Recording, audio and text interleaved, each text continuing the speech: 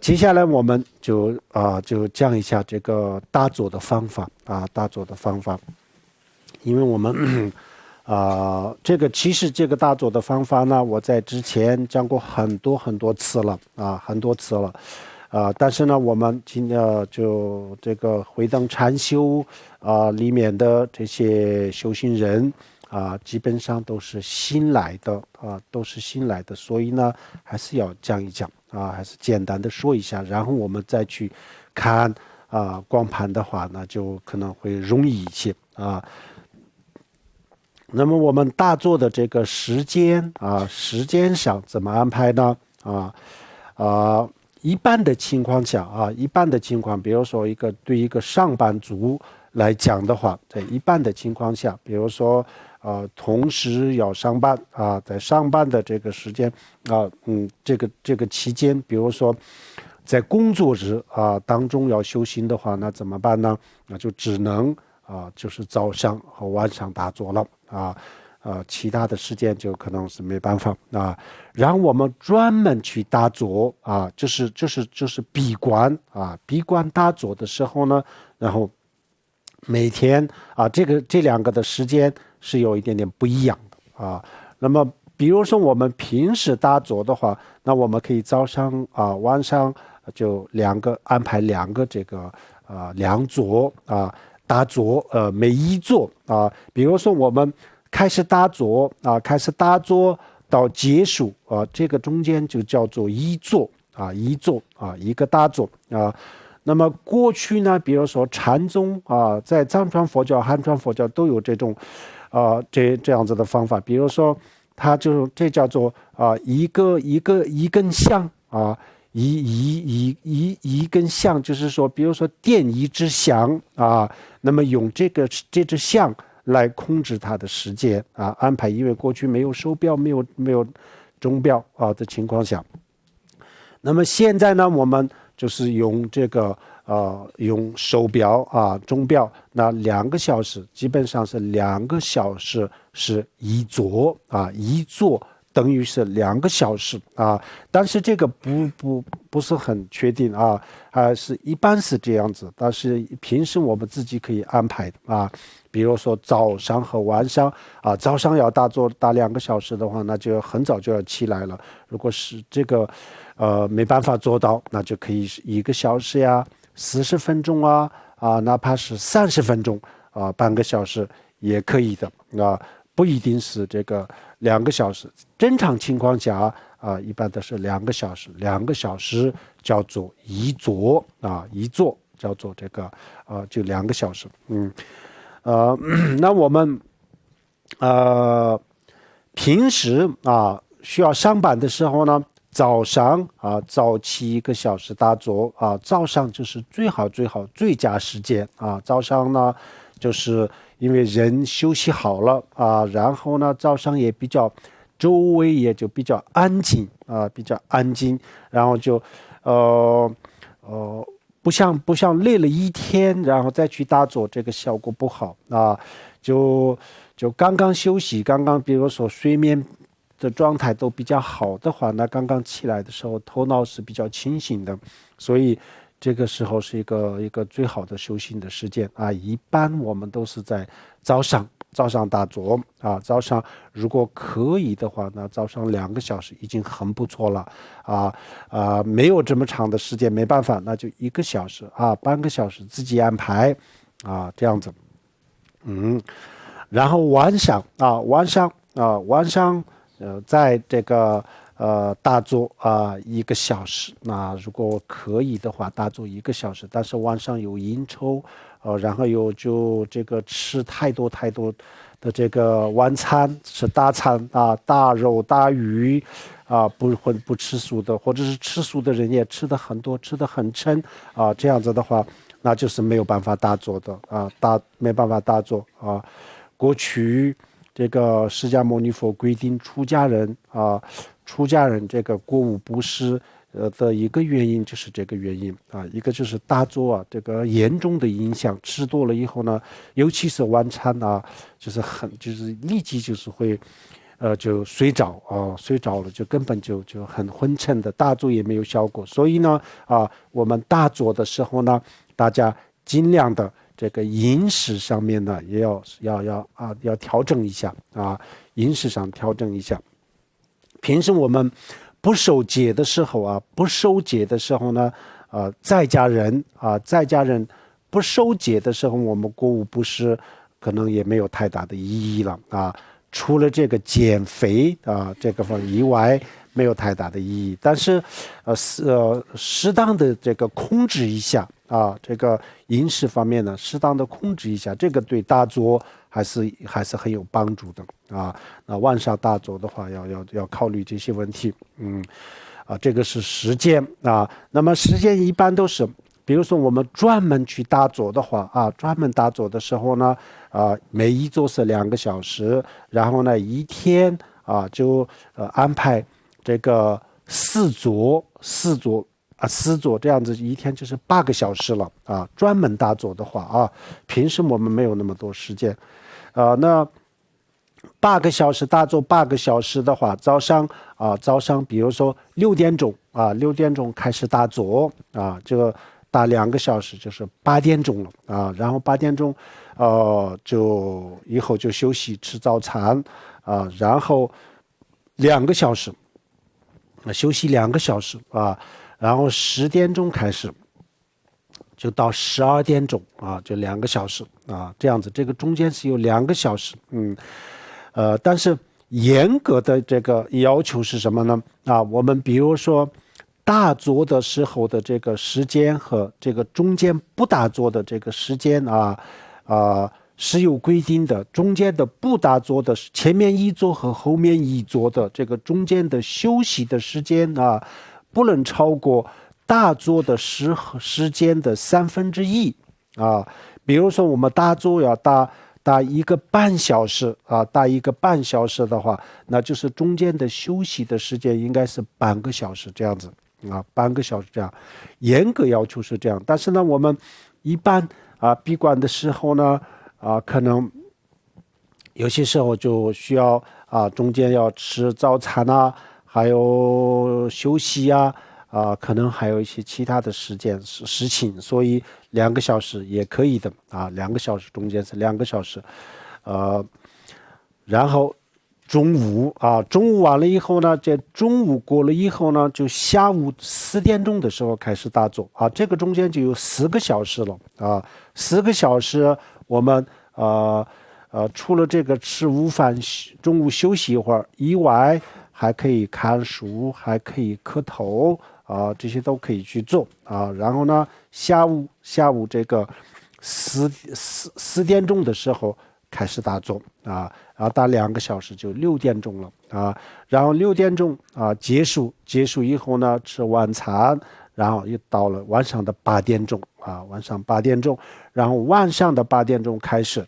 就到这个10点钟晚上10点钟，然后10点钟结束以后就睡觉休息每天都是这样子闭馆的时候呢我们每天都这样子然后这个下午的这个4个小时如果觉得时间太长了那么不需要这么长时间去休息的话在这个中间自己可以加一坐也可以的但是一般我们这样子就一天8个小时，这样子的话大坐也不太累不是很辛苦比较好大坐的时候这样子比较好一天8个小时我们上班工作也不是8个小时吗？那就是大坐也就大8个小时这个就是时间上这样子安排每一坐是2个小时2个小时一般是2个小时，然后就根据自己的情况自己定自己安排就可以，一般是2个小时这个是大坐的时间接下来怎么样去大坐？首先我们大坐的时候呢，首先比如说我们要大坐大2个小时的话，那就要去想一想这2个小时当中呢有没有什么事情我必须要做的有，那么这个事情全部要做好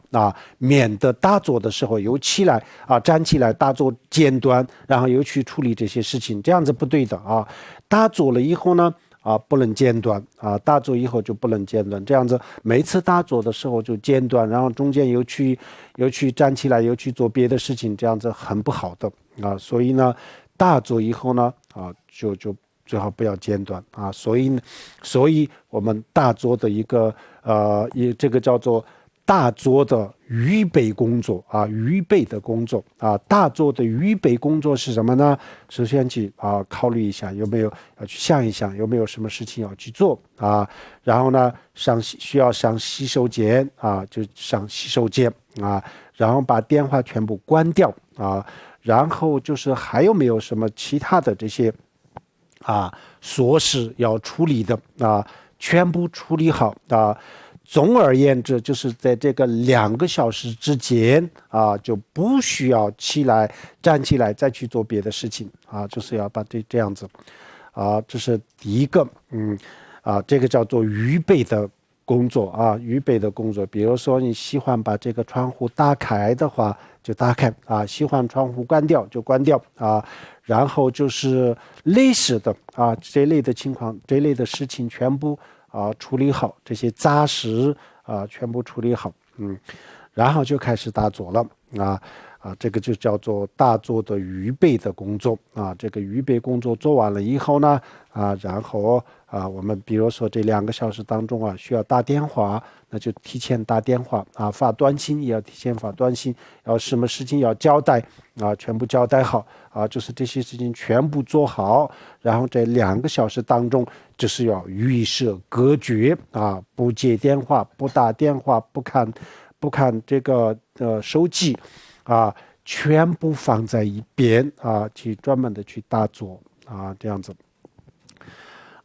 然后这个事情安排好了以后呢我们正式大坐的时候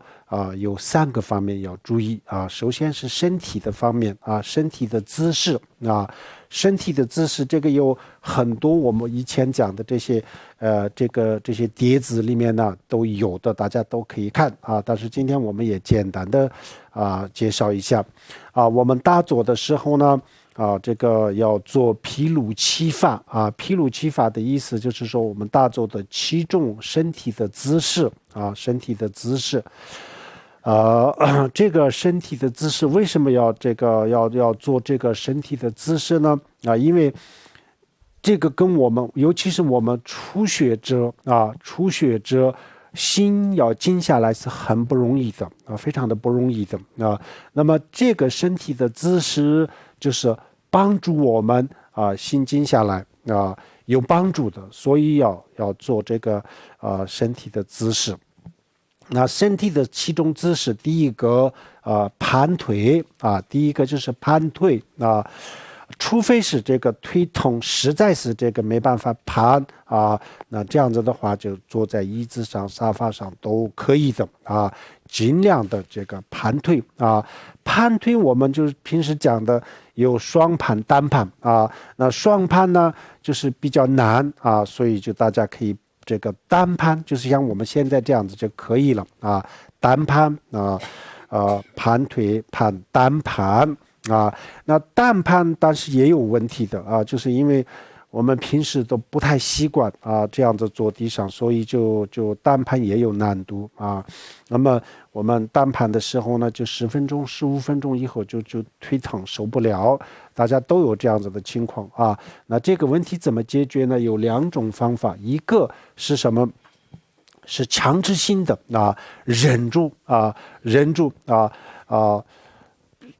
这个时候比如说腿很痛的时候呢，我们有可能所有的注意力都关注在这个腿的疼痛上面根本就没有办法观想冥想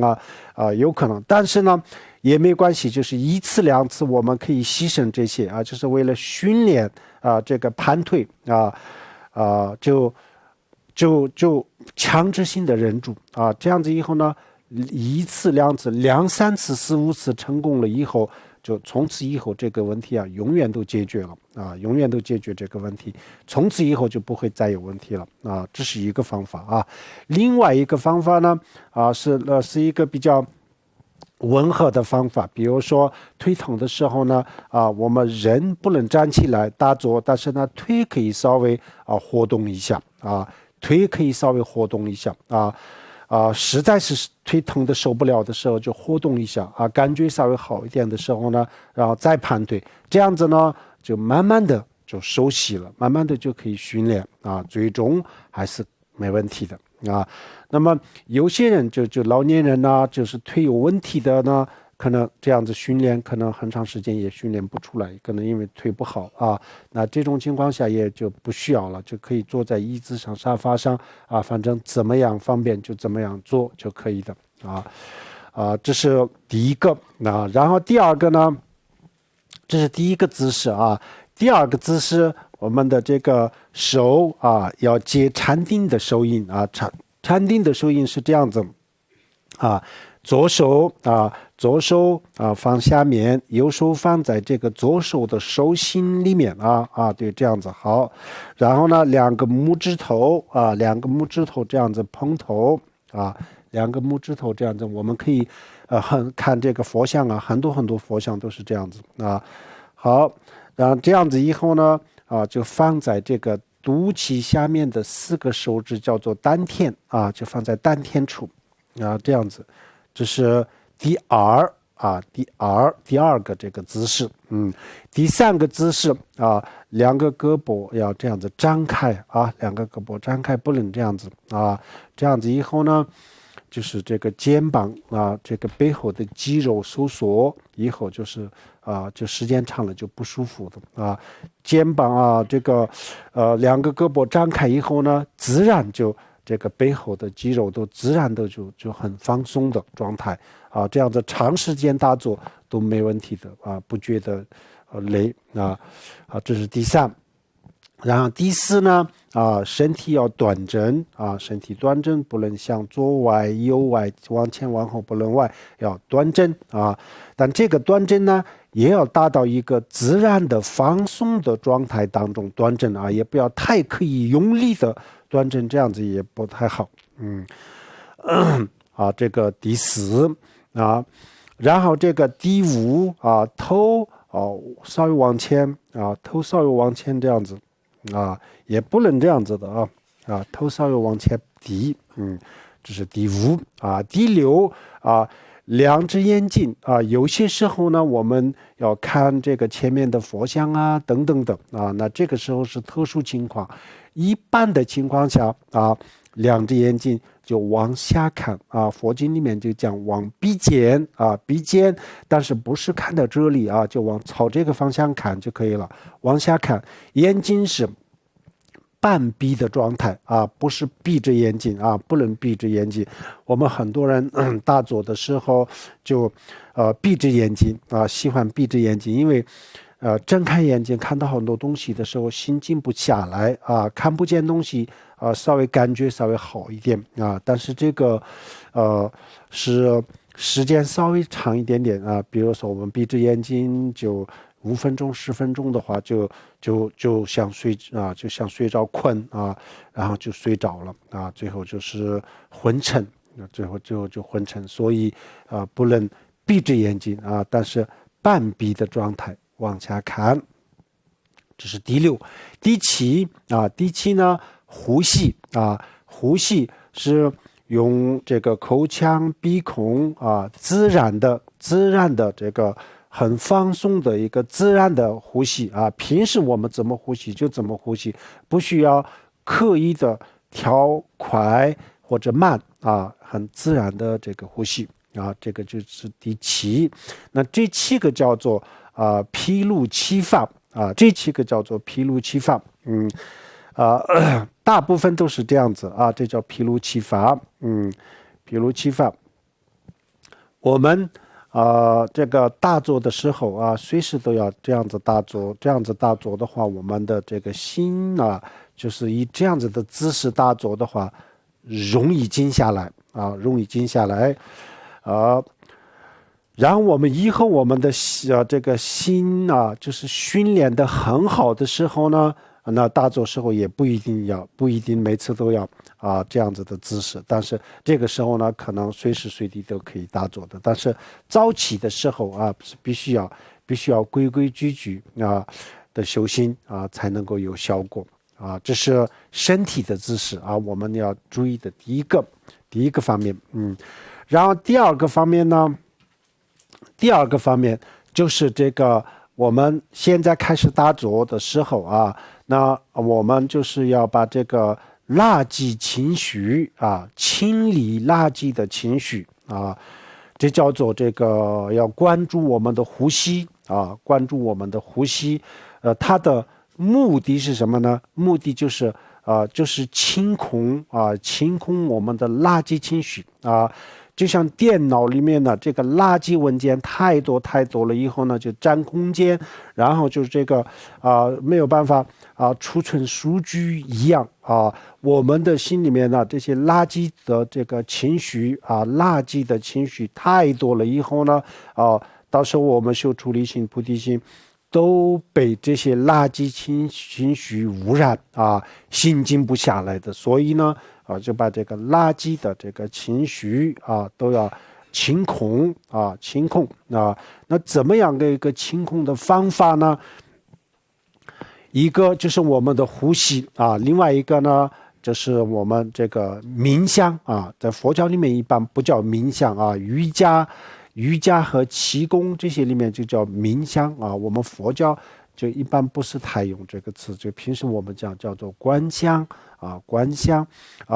就是通过呼吸和观想来清空我们的垃圾的情绪这样子。就像我们吃饭的时候先把碗洗干净干净了以后呢，然后再倒这个吃的东西去吃一样我们打坐的时候呢，首先把我们的垃圾情绪清理好了以后再去打坐，这效果就不一样的效果好一些。那怎么样这个清理呢首先大家看到这里我们这个有一个手势，有个手的动作手势第一个我们拇指头摁住这个倒数第二就是无名指无名指的指根，这个在藏传佛教里面讲了很多的这个理由原因讲了太多，但是这些原因我们现在暂时不需要了解这些，我们就这么做就可以。好，摁住以后呢，其他的4个手指放在这个大拇指上面这样子，这叫做在密法里面呢，这个就叫做金刚拳头，这是一个拳头金刚拳头。然后这个金刚拳头就摁住我们左腿和右腿的腿根有2个血脉，就是有这个动脉和静脉摁住这个血脉上面就是这样子摁住的这样子摁住，对，这样子摁住血脉。为什么要摁住呢？也有很多的原因，但是我们先不需要了解，这样子摁住就可以了。好，这是左手这样子然后完了以后就是右手右手也是一样，这个拇指就摁住这个无名指的指根，然后4指要伸出来其他都是一样的，3个手指就放在这个大拇指上面，然后这样子手心朝上手心朝上，先放在这个膝盖上面先放在膝盖上，好，这样子放在膝盖上，这样子手心是朝上的放在膝盖上，然后这样子上来摁住右边的鼻孔摁住右边鼻孔，然后这个时候首先没有摁住之前，我们排气之前呢，要深深的吸一口气吸的时候鼻孔口腔一起这样子深深的吸一口气，然后摁住摁住以后呢，然后我们从这个左边的鼻孔里面排出去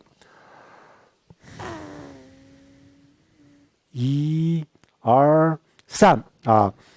然后最重要的是这个时候的这个观想观想是什么？观想是这是我们观想从无始以来的这些各种各样的这些烦恼尤其是我们就是最近的这个烦恼所有的这个烦恼，比如说的这个各种各样的负面的情绪啊，烦恼、负面的情绪、压力、焦虑、不开心的啊，等等等等啊，所有的这些情绪都叫做垃圾情绪啊。那么这些垃圾情绪呢，都变成了一个黑色的气体啊，特别特别肮脏，很黑啊，又黑又脏的，就像一些柴油车的这个排污管里面啊，排气管里面排出来的这个气体一样啊，或者是烧煤的这些工厂的烟筒里面啊冒出来的这个烟一样，又黑又脏啊，变成这样子的气体，然后就从左边的鼻孔当中啊就排出去啊，就排在外面啊，这样子一次、两次、三次啊。排出了一次以后呢，又吸啊，吸完了以后呢，又排啊，又吸完了以后再排，这样子3次了啊，3次。好，这个完了以后呢，我们左右手再换啊，现在是右手了啊，右手就是跟刚才左手一样这样子啊，然后摁住这个右腿腿根的这个血脉。啊，然后呢，左手就是刚才那样子啊，然后用手心朝上放在左腿的膝盖上啊，然后再上来啊，按住这个啊左边的鼻孔啊，然后从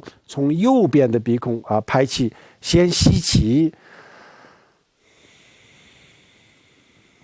这样子啊。那排气的时候呢，我们最重要的就是观想啊，全神贯注的去观想，非常认真的去观想我们的所有的这些负面的情绪、垃圾情绪啊，这个欲望啊、嗔恨、抱怨啊，这些都叫做这个烦恼啊，然后很多很多的焦虑、不开心啊、压力，这些都是负面的情绪。总的来讲，这些都叫做垃圾情绪啊。那么这些垃圾情绪呢，又跟我们刚才讲的一样，就变成了一个黑色的气体排出去啊，排3次。排3次完了以后，现在就是这样子啊，我们左右2个手都是这样子，跟我们刚才前面一样做金刚拳，然后同时摁住左右腿腿根的动脉和静脉啊，然后现在呢，我们就是左右2个鼻孔同时要排气啊，这时候呢。我们先这个时候我们不需要摁住这个鼻孔了啊，这时候我们观想从无始以来，或者是我们现在的当下的所有的垃圾情绪，都变成了一个黑色的气体啊！大家可以观想啊，我在讲的时候，大家可以观想啊，变成了一个黑色的气体，又黑又脏的气体，然后从我们的左右2个鼻孔当中。排出去啊，好，然后呢，再吸深深的吸一口气，好，2次、3次，好，这就是观想。这个3次排除完了以后呢，然后我们最后再观想啊，现在我的身体啊，就把所有的这些情绪的东西啊，这个垃圾的东西排出去了以后呢，我的身体就变成了一个非常非常纯洁、非常清净的，就像一个玻璃杯啊，洗得干干净净一样，内外透明啊，没有任何的这个污垢。就变成一个这样子的透明的、非常干净的身体啊，观想一个这样子，这很纯洁的、很清净的这个，变成一个很清净的身体，这是第二个方面就是这个呼吸啊，排除垃圾情绪，好，这是第二，这样子我们大做的话，效果一定会很好的啊，好，这是第二。然后第3，最后一个呢，现在我们开始这2个都做完了以后呢，我们再开始观想什么呢？观想释迦牟尼佛在我们的头头顶的面前的空中，前面的空中，面前的空中佛经里面经常讲面前空中什么什么面前的空中或者我们前面的空中是什么意思呢？从我们的头顶上往前一周自己的从这里到这里叫做一周这一周从头顶再往前一周然后从这个地方再往上一周，大概就这样子的地方叫做面前空中那这个地方呢，我们观想释迦牟尼佛那观想的时候呢，首先我们观想一个莲花座白色的莲花佛像都是这个太小我们看不见，这个就像这个释迦牟尼佛一样，下面都是莲花座这个我们大家都知道，佛都坐在这个莲花座上面白色的莲花座，观想一个白色的莲花座，然后呢白色的莲花座上面再观想这个释迦牟尼佛观想释迦牟尼佛，然后我们把释迦牟尼佛和我们的上师，比如说法王如意宝还有从释迦牟尼佛到这个法王如意宝我们的上师之间的那些所有的这些传承的上师，一代一代一代的这些上师所有的上师，比如说我们每一个人有一个上师，或者5个、10个、100个都没问题，所有的上师都观想为一体释迦牟尼佛和这个上师观想为一体观想为一体。一体的意思是什么呢？表面的这种面相相貌就是释迦牟尼佛佛陀，然后呢它的本质呢即是佛，也是我们的这个上师这样子这个观想那为什么这样子观想呢？因为这个佛法从释迦牟尼佛到我们的心中佛陀的思想，佛陀的智慧呢，就像一个自来水从水库到我们的这个房间那么它是怎么过来的呢？中间都是有一个管道过来的，通过这个管道过来的。那么这个管道呢，就是这些一代一代一代的这些上师他们都是自来水的这个管道那么我们的现在的上师呢，就是这个管道的这个离我们最近的这个水龙头然后这个水库呢，就是释迦牟尼佛释迦牟尼佛这是水库然后这个中间的这些管道是我们的这个叫做传承的上师传承上师，然后离我们最近的就是这个水龙头是我们的上师，我们自己的上师那么释迦牟尼佛的这个智慧和慈悲呢，就像这个管道里面的水一样那么从水库怎么来到我们的心里呢就是这不是释迦牟尼佛一个人，就除了佛陀以外，还有中间很多很多的人就是因为这些人有了这些人我们才把这个佛的智慧就像水一样就流入我们的心中所以这个当中的这些所有的上师和佛都要观想都要观想为一体，就是这个原因我们观想释迦牟尼佛和我们的这个上师然后呢观想好了以后呢，观想的时候如果稍微严格一点的观想的话，那就是我们先看释迦牟尼佛的佛像看得比较熟悉了以后呢，再观想这样子可以，这个是比较珍贵的观想然后早起的时候呢，我们虽然是观的不是这么清楚，但是呢我们就心里想释迦牟尼佛就在我的这个前面，心里这么想也可以的佛陀的加持是不可思议的所以呢就是佛经里面也有讲释迦牟尼佛我们每一个他一定会在我们每一个人的前面，只要我们有信心能够祈祷释迦牟尼佛，那么佛陀都在每一个人的前面啊。凡是有信心的人啊，凡是有凡是祈祷的人的前面呢，都有佛都有佛的存在这样子，我们观想不是很清楚的话呢，就心里这么想也可以。好，这个就是观想的部分然后观想好了以后呢，第二个我们就祈祷祈祷释迦牟尼佛。祈祷什么呢我们发自内心的祈祷强烈的这个祈祷祈祷释迦牟尼佛加持我能够在这一座当中在这一座当中能够修出人生难得如果我们在修人生难得的时候就像我能够在这一座当中能够成功的修出人生难得成功的修出人生难得我的这个人生难得的修法有成就加持我有成就，加持我能够修成功这样子祈祷第二个是祈祷。祈祷的同时呢，我们可以念这个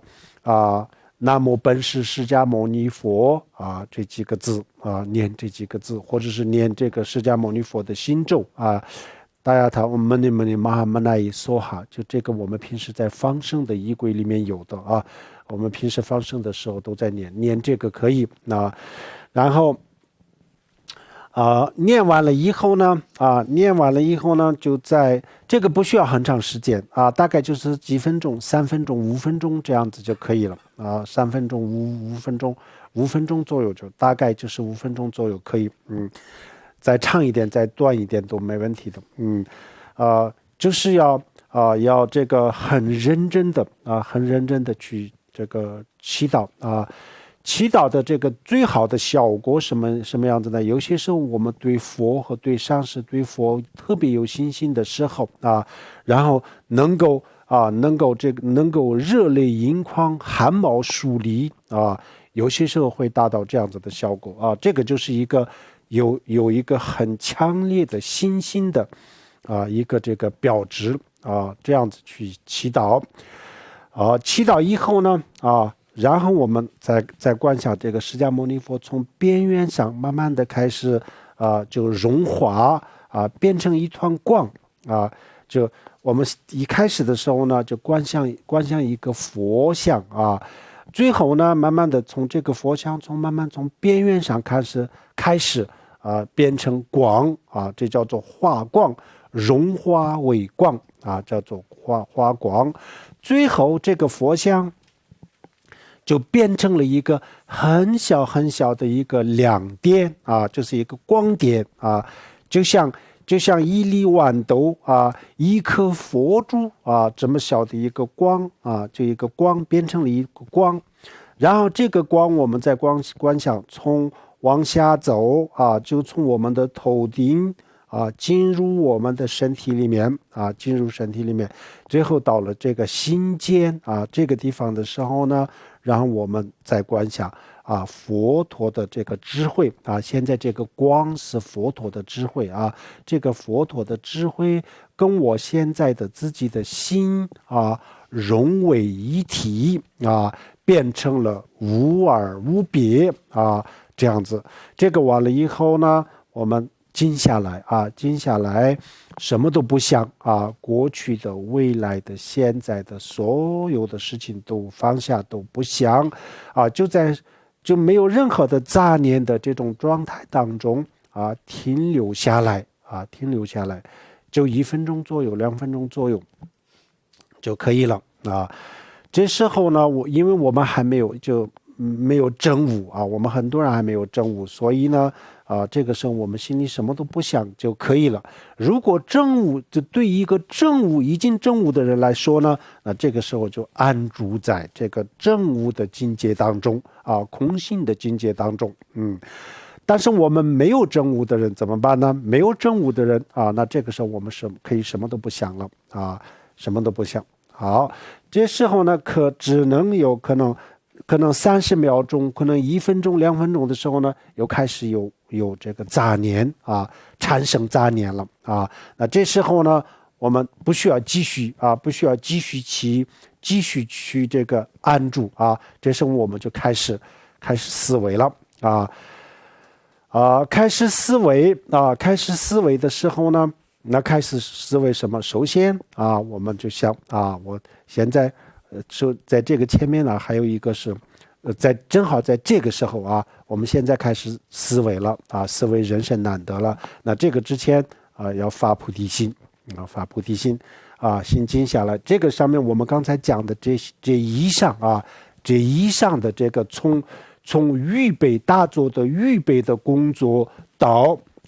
佛陀化光融入我们的心间，按住这个当中这个之间的这中间的这个过程这个是任何大作的时候都需要的这个我们以后我们现在开始修四迦心以后我们修无迦心，然后修空心修禅定，任何时候都需要的这个是任何时候都需要的，任何一个修法都必须要经过这一点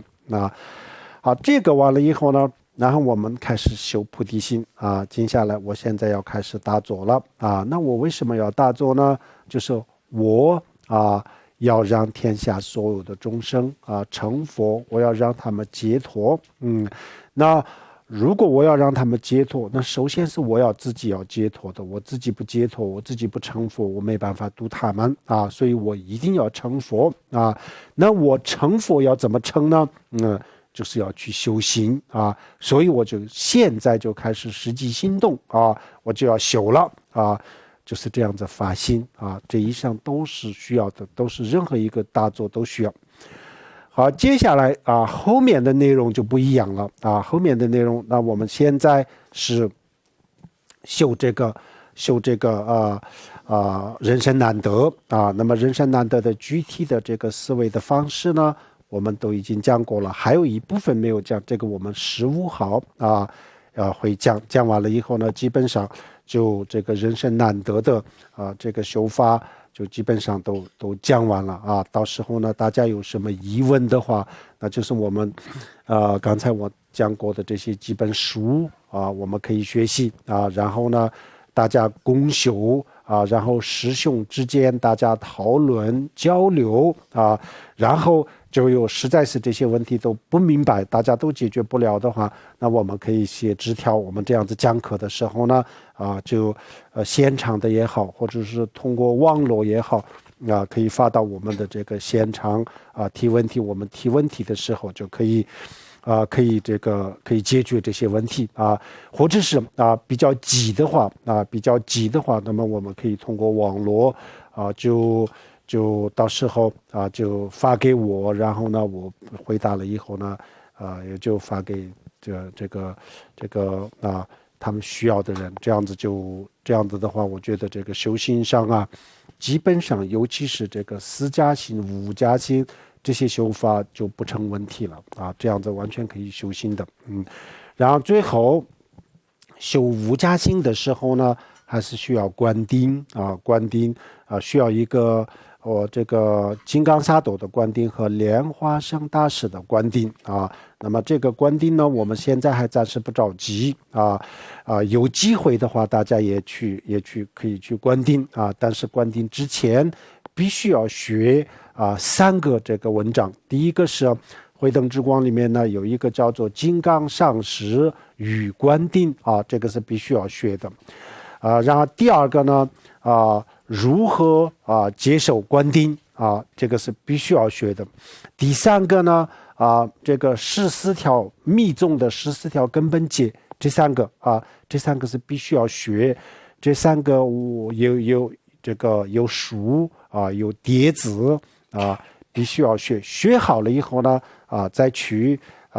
这个观定但是四迦心呢，我们现在没有观定也是没问题的，大家就可以修了修四迦心然后这个中间的部分呢，我们就已经讲过了，中间的部分是人生难得无常就是这些然后再讲最后的时候这个我们大坐大完了以后结束的时候啊，结束的时候呢，比如说我们刚才2个小时，那2个小时结束的时候呢，我们现在开始结束了，这个叫做七坐七坐这些我们还是要在这个慧灯之光第2里面呢有一个叫做入座与出座的修法，这个必须要看其实我刚才讲的这些都在这个里面呢，入座与出座这个出入座的这个方法很重要。我们看前面讲的都是入座的方法接下来就是出座的方法了那么出座的方法呢，首先要回向回向的意思简单的说就是比如说我们大坐是有非常非常有功德的功德特别特别的大。那么这个功德呢善有善报，那这个善报我不像我一个人去享受这个善报我要分给天下所有的众生分享给天下所有众生希望天下所有的众生都能够以我的这个善根以我的这个善根能够成佛能够暂时大家都能够身体健康心情愉快然后就是有幸福的生活最终每个人都能够成佛解脱这样子这个回向这就是叫做回向这个回向完了以后呢，这是第一个这个后面的七坐的时候的第一个是这个第二个呢要在自我检查自我检查一下刚才的这个过程我们刚才的这个大坐的这个过程大的怎么样，做的怎么样就再往回头检查一下这2个小时做的怎么样这时候呢我们会发现2种情况，一个呢就是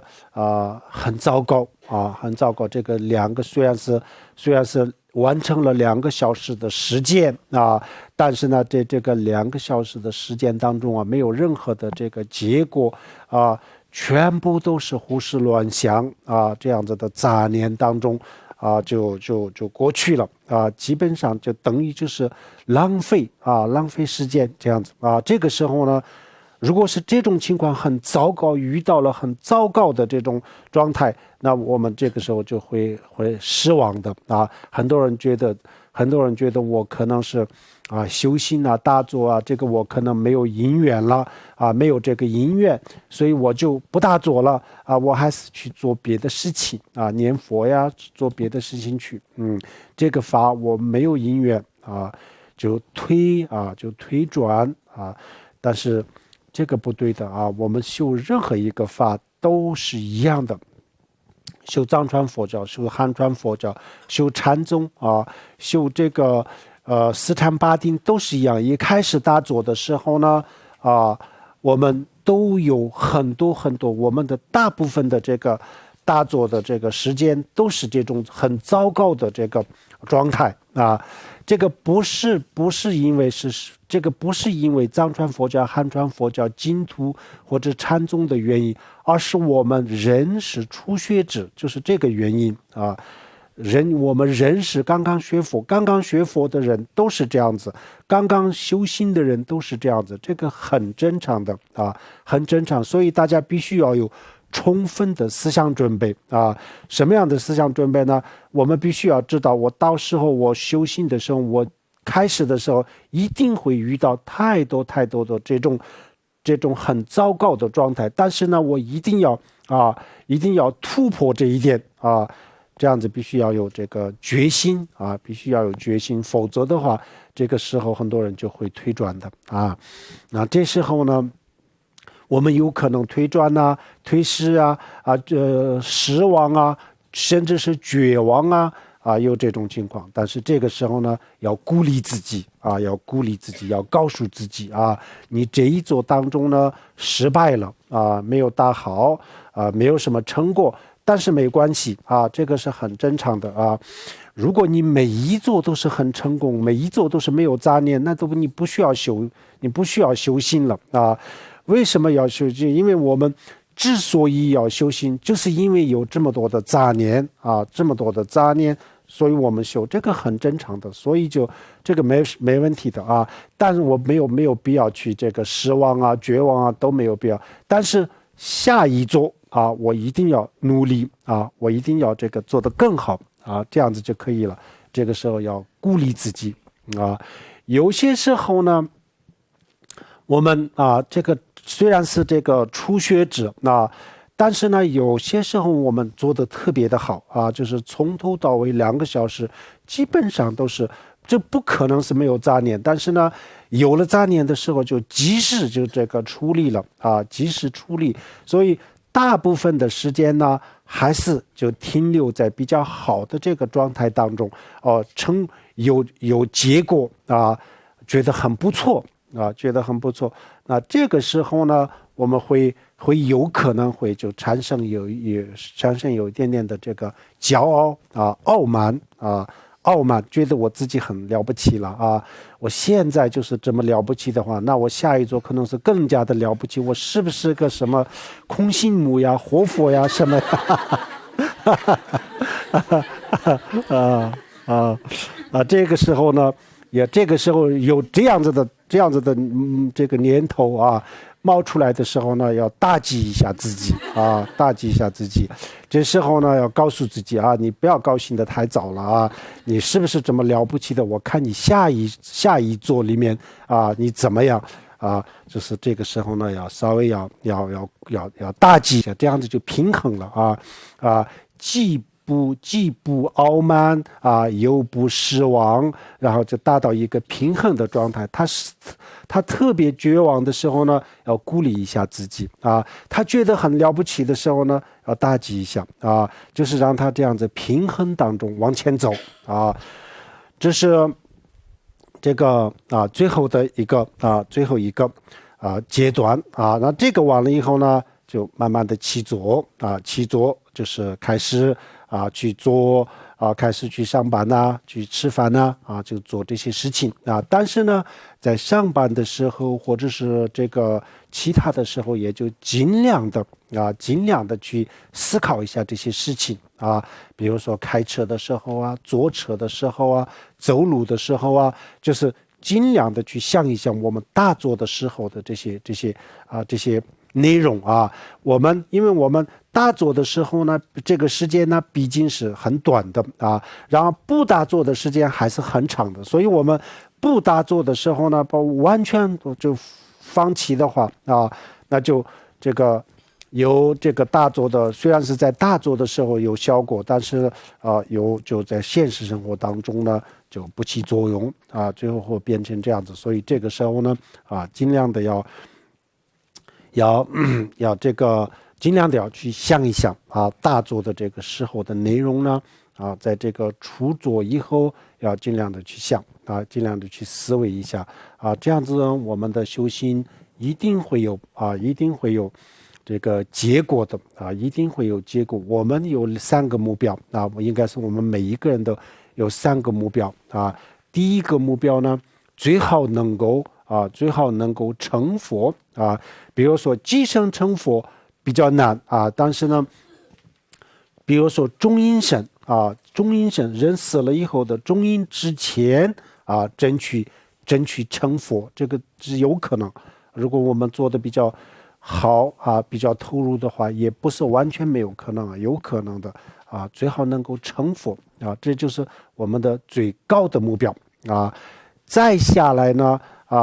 就是虽然没有即生成佛，但是呢已经走上了解脱道走上解脱道，这个是第二个目标那么怎么样能够走上解脱道呢？其实这个不难只要有一个很标准的处理性就走上解脱道了这个不难第三呢最坏的打算是什么呢？既不成佛，也没有走上解脱道，但是呢有把握下一世我不会堕地狱，不会堕恶趣，不会堕这个旁生善恶趣再怎么样都不会堕这个善恶趣，有这样子的把握也是这个一个目标一个目标就是这3个目标呢，我们平时都讲很多目标，但这3个也是一种上中下的目标我们最好是这个最高的目标如果不行的话，那个中等的目标呢大家都应该是没有问题的，只要比较努力，我们私家心修的比较好的话，那就会有这个出离心呢。有出离心，有标准的出离心，那就走上了解脱道所以我们每个人都真的是有机会的机会我们每一个人都有的只不过我们自己不珍惜而已。实际上这个机会是我们所有人都有的所以有这样子的机会呢，我们刚才讲过了，已经这个人生难得当中讲得很清楚了，这个是非常不容易所以大家要珍惜这个机会。我们一方面呢要去赚钱，要去工作，要去负家庭的责任这些作为一个普通的一个家庭的成员该做的事情都要做，一个都没办法放弃都去做。但是同时就安排这个根据我们自己的情况安排一部分的时间当中去修心这个是我们的长远的利益，就是为了我们的长远的利益要去修心为了我们的眼前的利益要去工作这2个都不能放弃就是这样子好，我们今天就讲到这里。